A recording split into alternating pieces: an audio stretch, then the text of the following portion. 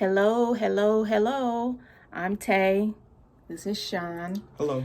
And today we are going to talk about the lifestyle of a person with IBS, Irritable Bowel Syndrome. But before we get into that, I decided to start this channel because I want to share my life and to share my experiences having IBS, and just to let you know that you have a place to come to if you want advice. You have a place to come to if you want answers. You have a place to come to make you feel like, oh, finally, somebody with my same condition that understands me, that is going through the same thing I'm going through. And maybe I can look at this person's channel or videos and help myself cope with the fact that I am hit with this new reality, this new lifestyle I'm not really ready for, or this boom, bang, it hit me in the face, smack dab in the face, discovery. I'm a mom of 3. I am married. I have 2 boys and a girl. This is my oldest son here. Comb your hair, boy. What? Did you just get out the shower? I already comb my hair. Oh, you don't, boy. Anyway, my husband and I, we will be sharing our lives with you all, our experiences being on gluten and dairy-free diet. We will be sharing with you the meals that we prepare. We will be recording our cooking so we can share with you some dishes that we make, some meals that we make. And we will also be posting under the description box our ingredients and our recipes. So you can have a place to come to make meals. You have a place to come to talk about your feelings, to ask questions, to share opinions and what have you. So this is the beginning, and let's move forward. And you guys will be keeping up with me and my family. And we are happy to share some things with you, and we are going to have fun. Stay tuned for more. So, I've been dealing with something for a long time, and I didn't know what it was until I finally went to the doctor for it. My belly would be big, it would be bloated, it would be swollen, and I couldn't fit in no pants. And then it would be seeming like I'm gaining weight, but really it's just my belly getting more bigger and more bloated. So I finally went to the doctor and found out that I have IBS. And one other symptom that I had that I ignored for years, but it just got to the point where it was just getting worse, was I wasn't going to the bathroom regularly. And that was another thing that stood out. But after I went to the doctor, I was told to be put on this new diet. And the diet is, I have to exclude gluten, exclude dairy. Now, when I first got on this diet, I was surprised because I was like, well, everything I'm looking at in the store, I can't have. So I started feeling down on myself. I started getting discouraged. I started feeling like, man, why me? Or, the things that I love that make me excited to eat, I felt like those things were taken away from me. So then, that was the way I felt the first week. The second week, it started getting a little easier, but I was still feeling like, I don't like going to the grocery store because everything I look at, I can't have. So then I started getting creative. I started writing down ideas of coming up with meals to make that were all food items that I could eat. So making tacos using gluten-free shells, making salad, making spaghetti using gluten-free noodles. I can make a hamburger using gluten-free buns. But I had to really completely change my lifestyle because of this, So the things I would normally do, can't do no more. The things that I wasn't doing, I had to start doing, like drinking more water, getting more exercise, things like that. And it's been 5 weeks now. My belly has gone down a lot, but it's still not completely flat yet. As you can see, these pants I have on,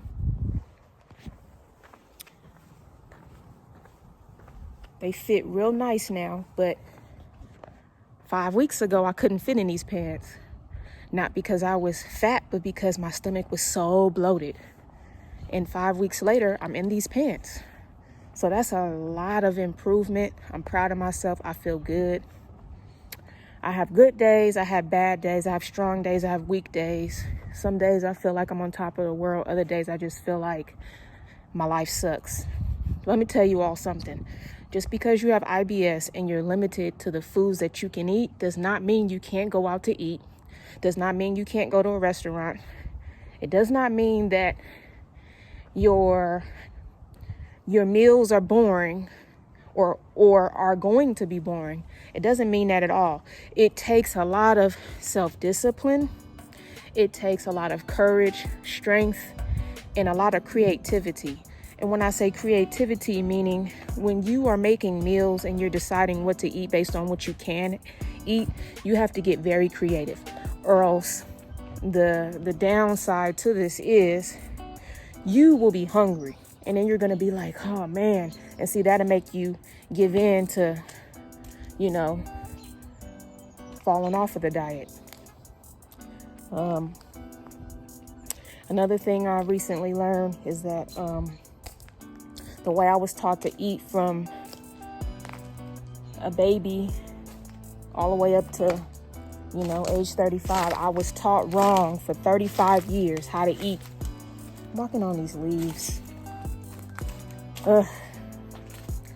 So for 35 years, I have been taught how to eat the wrong way, and I've been taught to eat the wrong things, and I've been taught to cook things in an unhealthy way. And I'm learning, I'm making progress, I'm improving, I'm getting better with each day that goes by. It is a process. This is not something that you're going to be successful with overnight, but just know and understand that you're not alone. I'm here with you. When I first found out about this, I felt alone. I felt alone. I felt like nobody understood. I felt like I was going to be doing things that I found no one else doing. I found someone in the grocery store had a similar issue as myself. My husband and I both we're going along on this journey together, and we're just excited to see what's in store for us in the future.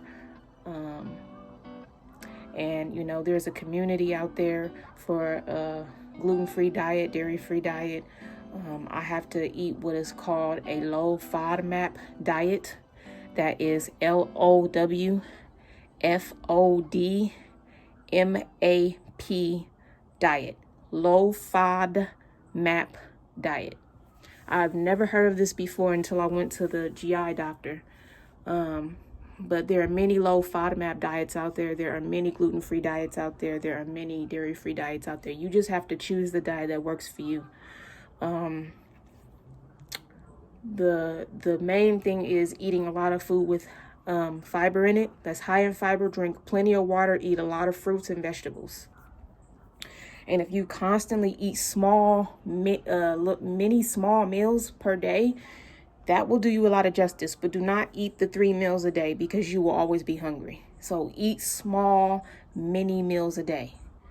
When I say many, as in like multiple, eat multiple small meals a day, and that will get you through the entire day. If you're going to work and you want to make sure you have something to eat on so that you don't go hungry, bring you some fruit, bring yourself some water, cook something the night before, and then store it in the fridge and wrap it up or put it in a Ziploc and take it to work with you so that when you go to work, you have something to eat.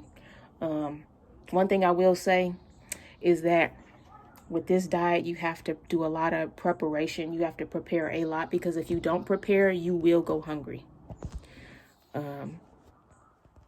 I drive Lyft, so I bring little snacks with me that are gluten-free snacks, and I bring a bottle of water with me. That way, if I go a little hungry, I have something to nibble on, I have some water to drink, and I'm hydrated, and I have something to keep me going. And then if I'm close enough to home and I need a break, I take that break. I don't go like I did before the pandemic started. I used to go like nonstop, but now I take my breaks because I know if I take the breaks, I get what I need. I'm able to get my bathroom breaks. I'm able to get my food. I'm able to get my water, and I'm good to go. So I'll pace yourself if you're working. Always bring something with you if you're working. Do not go to fast food. I know it's tempting. Stay away from it. So that's all I got for you for today. I will come to you with more videos, so stay tuned. Later.